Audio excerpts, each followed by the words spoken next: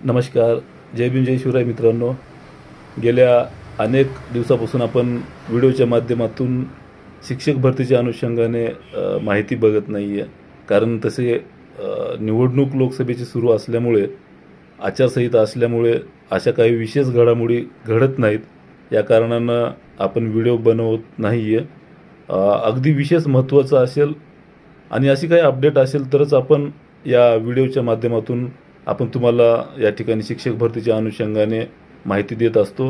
आपल्या सगळ्यांना माहिती आहे, महाराष्ट्रामध्ये लोकसभेच्या 3ऱ्या टप्प्यामध्ये आज मतदान सुरू आहे.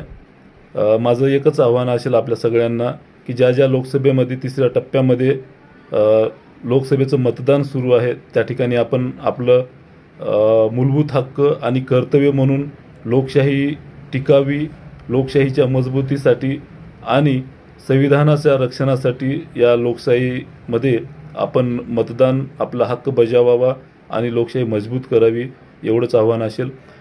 त्यानंतर शिक्षक भरतीच्या अनुषंगाने पाहायचं म्हटलं तर प्रलंबित शिक्षक भरतीच्या अनुषंगाने शिक्षण आयुक्त कार्यालयातून मी यापूर्वी पण सांगितलेलं होतं की एका बुलेटिनमध्ये सांगण्यात आलेलं होतं की जी प्रलंबित 2017ची शिक्षक भरतीची यादी लावलेली होती आणि त्याच्यावर स्टे आलेला होता.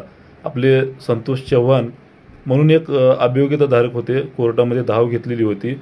त्या अनुषंगाने त्याची सुनावणी होताना त्यावर स्टे आलेला होता.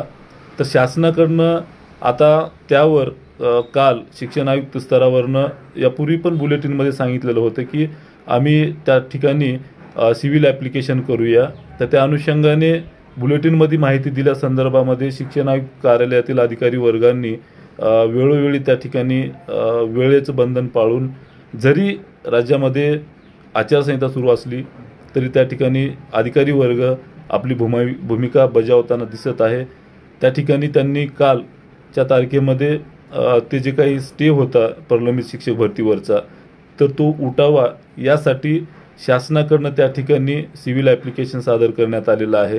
तर आता त्याची सुनावणी जी आहे ते 9 मे रोजी होण्याची दाट शक्यता आहे आणि ते जर सुनावणी झाली तर त्यावरचा स्टे उठतो की नाही हे बघण्याची त्या ठिकाणी आपल्याला बघावं लागेल. जर स्टे उठला तर नक्की प्रलंबित शिक्षक भरतीला त्या ठिकाणी गती येईल. मला वाटते त्याची कोर्टाच्या त्या ठिकाणी सुट्ट्या वगैरे चालू होणार आहेत.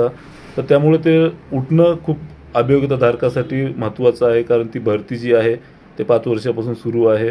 कुठेतरी तो स्टे उठला तर नक्कीच त्या ठिकाणी प्रलंबित भरती प्रक्रिया पूर्ण होण्यासाठी मदत होईल.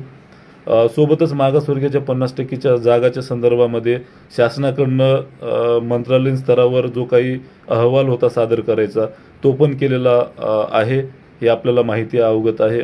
आणि त्या संदर्भात सुद्धा बुलेटिनच्या माध्यमातून अधिकारी वर्गाने आपल्याला वेळोवेळी सांगितलेलं होतं. तर नक्कीच अधिकारी वर्ग आपल्या ठिकाणी जरी या ठिकाणी भरतीला गती येत नसेल किंवा लोकसभेच्या निवडणुका सुरू असल्या तरी जे योग्य आहे ते काम अधिकारी वर्ग चोखरित्या करताना दिसत आहेत. सोबतच मित्रांनो, आज जी काही पेसाची शिक्षक भरती होती त्या पेसाच्या शिक्षक भरतीच्या अनुषंगाने सुप्रीम कोर्टामध्ये आज सुनावणी आहे. तर नक्कीच त्यावर सुद्धा या ठिकाणी स्टे आलेला होता. जर ते सुप्रीम कोर्टात स्टे उठला तर नक्कीच त्यांना सुद्धा संधी उपलब्ध होईल आणि जे काही ST प्रवर्गाचे उमेदवार आहेत त्यांना या ठिकाणी नवीन पद भरतीमध्ये संधी उपलब्ध होईल आणि त्या भरतीचा मार्ग मोकळा होईल आणि त्यांची स्पर्धा कुठेतरी कमी होईल. आणि आदिवासी विभाग जो आहे तर त्या ठिकाणी लवकरात लवकर जे काही नवीन शिक्षक आहेत त्या ठिकाणी दुर्लक्षित त्या ठिकाणी जे काही वस्ती तांडा वाडी आहे, आदिवासी विभाग आहे, त्या ठिकाणी नक्कीच शाळेला पालकांना विद्यार्थ्यांना त्या ठिकाणी लवकरात लवकर शिक्षक उपलब्ध होतील. मित्रांनो, यापेक्षा जर आपली काही वेगळी प्रश्न असतील, एवढीच अपडेट होती म्हणून आज हा व्हिडिओ बनवला. आणि यापेक्षा अधिक आणि वेगळे जर प्रश्न असतील तर कमेंट्समध्ये आपण कमेंट्स करावेत, मी आपल्याला उत्तर देईल. आणि एक लाईव्ह सेशन घेणार आहोत, त्या संदर्भामध्ये मी तुम्हाला कळवणारच आहे. तुमच्याशी संवाद साधायचंच आहे. सध्याच्या स्थितीला एवढीच अपडेट. आता कन्वर्ट वगैरे यासाठी जर राऊंड विथ इंटरव्ह्यूचा राऊंड विचारत असाल तर मी या संदर्भामध्ये सविस्तर माहिती घेऊन आपल्याला पुढील उद्या किंवा परवाच्या दिवशी मी सविस्तरपणे कळवतो मित्रांनो. इथंच थांबतो तुर्तास. धन्यवाद. जय भीम.